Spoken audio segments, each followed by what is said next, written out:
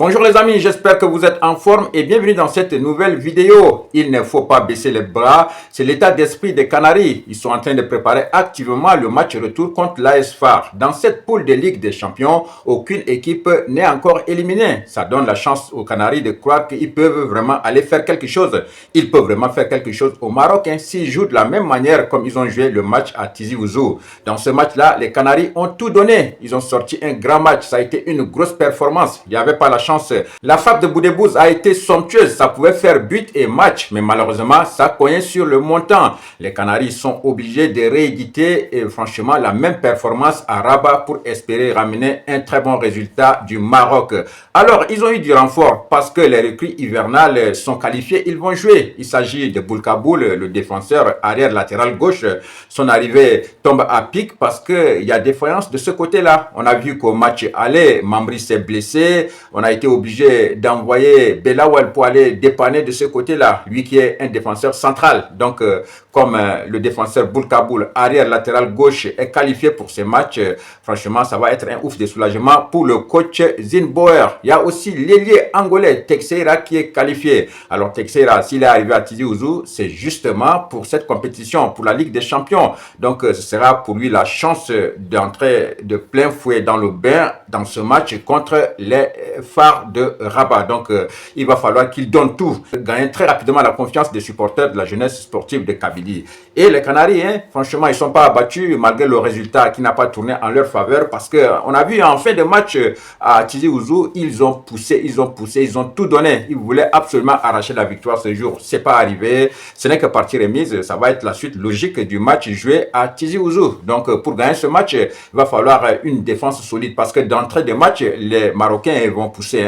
D'entrée, ils vont pousser, ils vont vouloir marquer. La chance que la jeunesse sportive de Kabylie a, c'est que le match se jouera à huis clos. Et là, c'est une situation dont les Canaries doivent en profiter. Et pour rester solide au Maroc, il va falloir être solide en défense. On comptera toujours sur les défenseurs expérimentés. Deux internationaux dans la charnière centrale, Belaïd et Madani, doivent être encore plus forts qu'au match aller.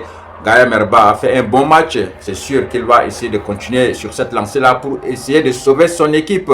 Amidi, qui a raté complètement son match aller à Tizi Ouzou, aura encore une chance d'effacer ce mauvais match. Joue en tant qu'académicien et apporte beaucoup plus à l'équipe. Au milieu de terrain, une fois de plus encore, Bada et Bote seront les volants et les moteurs de cette équipe, la jeunesse sportive de Kabylie. Et on comptera bien sûr sur la clairvoyance de Boudebouz. Boudebouz qui a sorti une très grosse performance lors du match aller avec cette frappe sur le montant et surtout une autre frappe enroulée qui a contraint le gardien marocain à une parade pour sauver son équipe.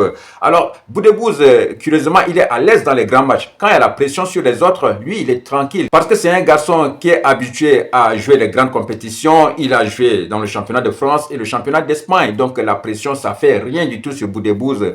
Quand dans les grands matchs, il y a la pression et que les autres sont crispés, c'est là où il est à l'aise, il se lâche et il joue. Donc on comptera encore sur la clairvoyance de Boudebouz pour pouvoir pousser cette équipe des phares là à l'erreur. En attaque, je pense qu'on aura un ailier, Texeira, je pense qu'il sera allié d'entrée, il va tout donner. Et puis Akrib aussi, qui a fait un bon match. Peut-être que cette fois-ci, il aura la chance de marquer. Et moi, ce que je veux voir, c'est un seul avant-centre sur les deux que nous avons en ce moment. Parce que là, on joue à l'extérieur. Il va falloir plutôt faire beaucoup plus de jeu au milieu de terrain. On aura besoin de deux ailiers qui vont revenir de temps en temps pour soutenir le milieu.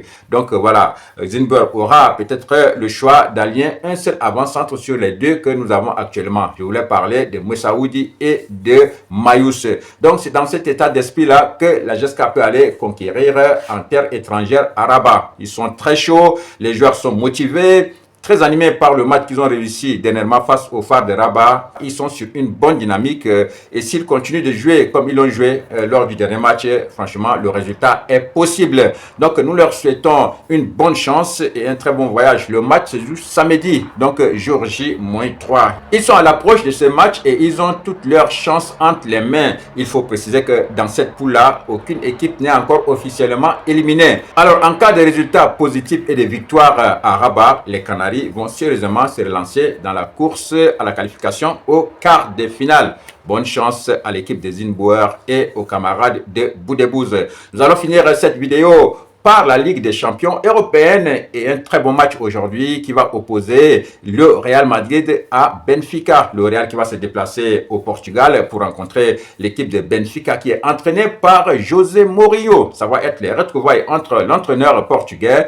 et son ancienne équipe tout simplement. De l'autre côté, il y aura Arbeloa. Arbeloa, c'est lui-là même que José Mourinho avait recruté quand il est arrivé au Real Madrid. Arbeloa était du côté de Liverpool et c'est José Mourinho qui l'a fait venir au Real Madrid. Aujourd'hui, il est entraîneur, il est sur le banc des merengues. Il va faire face à son ancien entraîneur. Le Real Madrid aura besoin forcément d'une victoire pour rester dans le top 8. Et Benfica aussi a besoin d'une victoire pour accéder au barrage. Donc c'est un match qui va être engagé. Ça va être un match très très disputé. Il n'y aura pas de cadeau dans ce match, même si c'est des retrouvailles entre anciens madrilènes. Bonne chance aux merengues.